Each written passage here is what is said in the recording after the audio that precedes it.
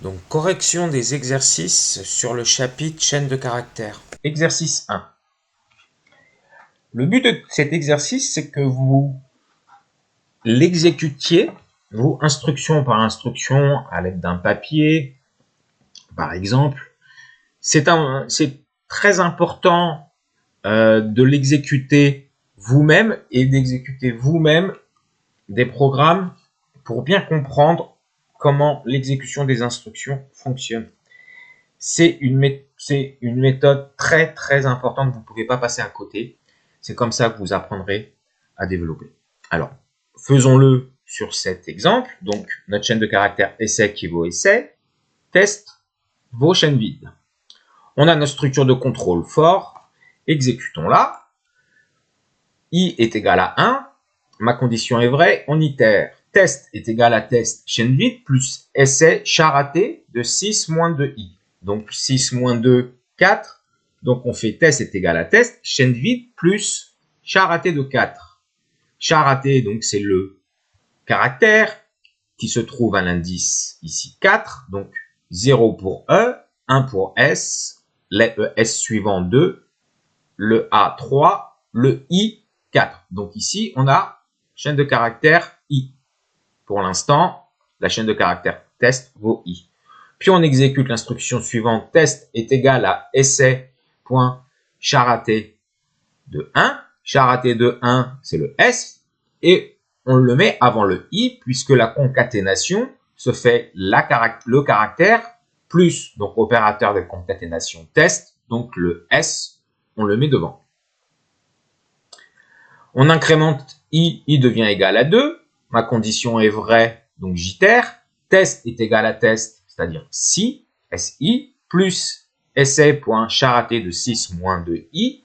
6 moins 4 égale à 2. Donc charaté de 2. 0, 1, 2, c'est un S, d'accord, que l'on va donc positionner après notre chaîne de caractères, puisque c'est test plus notre instruction charaté. Puis on exécute test est égal à essai charaté de 2. Le caractère correspondant à l'indice 2, c'est 0, 1, 2, c'est donc un S. Donc on le met avant notre chaîne de caractères test. Donc on rajoute ici notre S présente en début de chaîne. On incrémente I devient égal à 3. Notre condition est encore vraie. Donc on fait test plus essai charaté de 6 moins 3, moins 2 fois 3, donc ça fait bien 0. Donc charaté de 0. Charaté de 0, c'est E. On le met à la fin.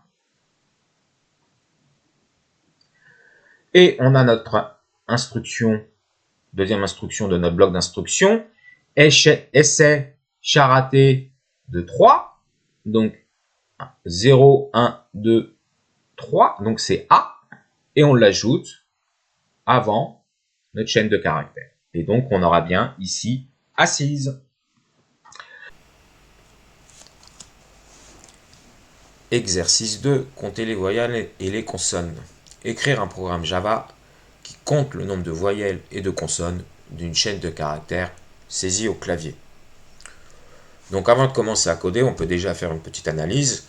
On va parcourir notre chaîne de caractères et lire caractère par caractère notre chaîne. Et si le caractère est égal à A ou E ou I ou U ou Y, dans ce cas-là, c'est une voyelle, sinon c'est une consonne. Donc mettons notre programme en œuvre. Donc là, je vais créer une classe, je vais appeler compter caractères.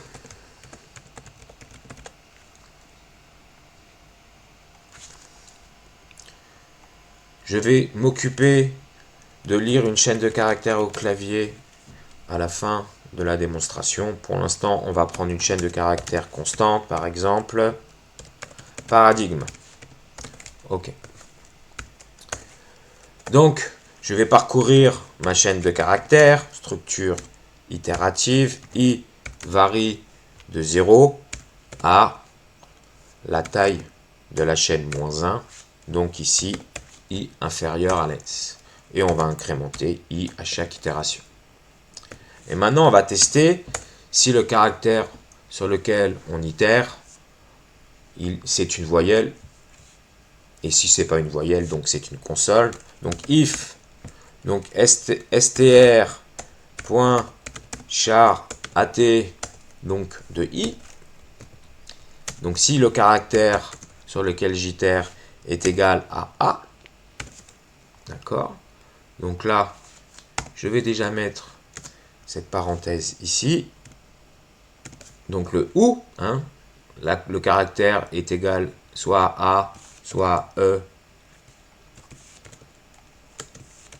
à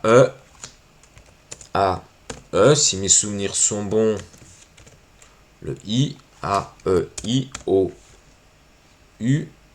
Alors, je continue. O. Et ne pas oublier le Y, c'est une voyelle aussi. Donc Y. Je vais fermer Y, pas de Y, bien sûr. C'est un caractère entre simple cote. Donc je ferme la condition composée et j'ouvre mon bloc d'instruction. Dans ce cas-là, je vais incrémenter un entier. Donc on va créer nos deux entiers nombre voyelle que j'initialise à 0 et nombre consonne que j'initialise aussi à 0.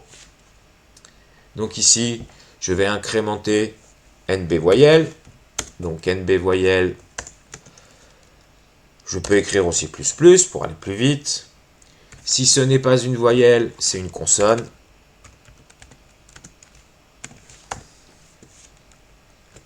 NB consonne, plus.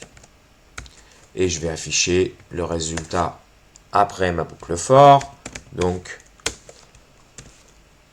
NB voyelle, lui, on va bien sûr afficher ces données. Et la même chose pour NB consonne. On va aussi afficher le nombre de consonnes. Et voyons, paradigme, combien de voyelles, combien de consonnes.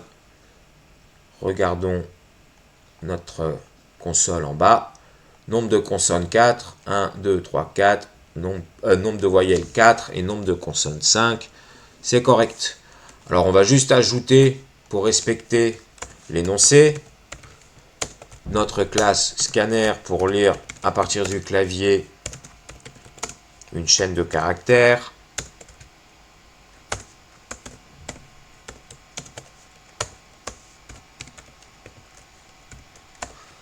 On affiche la consigne. Saisir une chaîne. Saisir une chaîne de caractères. OK. Et donc, on va lire cette chaîne de caractères. Si vous vous souvenez, c'est notre méthode next line. Next line. Et on va compter le nombre de consonnes et de voyelles. Exécutons. Si par exemple j'écris voiture, 4 voyelles, 3 consonnes, c'est bien ce qu'il se passe. Donc c'est correct. Prenons l'exercice suivant, le 3, inversion de chaîne de caractères.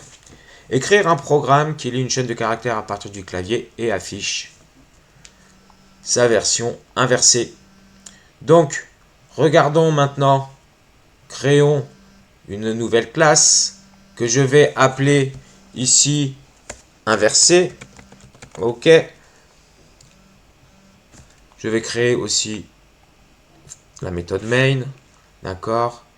De la même manière que tout à l'heure, string str est égal à camion et on va vérifier que notre algorithme est correct.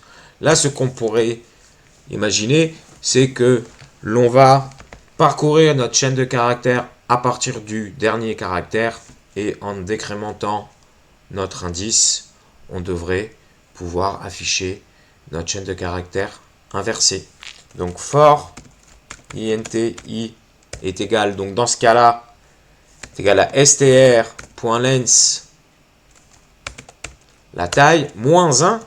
Hein, le dernier élément, c'est bien la taille moins 1, puisque le premier caractère de notre chaîne de caractères est un indice 0. Donc I, donc supérieur ou égal à 0, I++. I moins moins, attention, on va le décrémenter. On va faire I est égal à I moins 1. D'accord? Puis on va afficher caractère par caractère. Pour pas aller à la ligne après chaque caractère, on va supprimer le ln et utiliser la fonction print, la méthode print. Donc maintenant, str.charAt, ici donc encore une fois de i. Donc voyons si on affiche bien camion à l'envers. Noamac, on est bon. On va simplement respecter l'énoncé, c'est-à-dire qu'on va lire une chaîne de caractères à partir du clavier. Donc on déclare notre objet scanner. Système in. Donc, de la même manière, on demande à l'utilisateur de saisir une chaîne de caractères.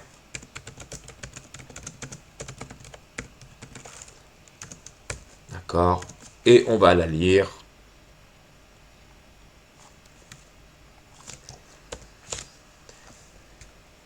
Donc, clavier, point, next, line. Et on exécute ce code toujours pour vérifier bien entendu que tout fonctionne correctement. Kayak. Ah, là on ne sait pas s'il l'a inversé. On réexécute. Donc voiture. Et on a bien Erutjov.